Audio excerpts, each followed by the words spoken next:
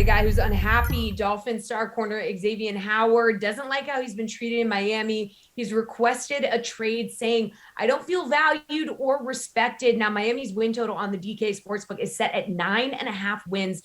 Reid, would you consider betting the under here at plus 105 if Howard doesn't play for the Dolphins this year? Not really. And here's why, Jesse. I think when you take a look at what they did last year, right, at 10 wins, in those 6 losses, these guys gave up an average of over 300 yards passing. Their defense did. So even though Xavier Howard and Byron Jones are solid quarterbacks, probably the best tandem in the NFL, or arguably the best tandem in the NFL right now, their defense still has a ton of work to do. And I think it's more so on, look, Xavier Howard led the league in interceptions at 10, led the league in pass deflections at 20.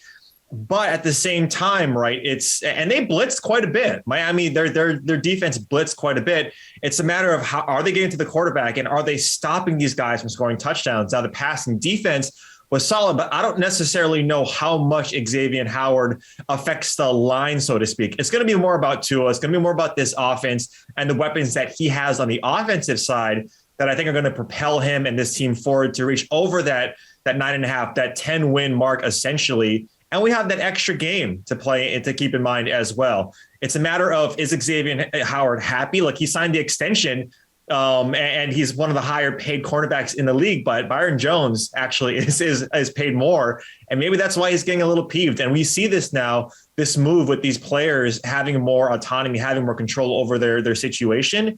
It's just a matter of, is this offense, I believe, going to be a factor more so than defense, because the defense wasn't that much of a factor in their losses.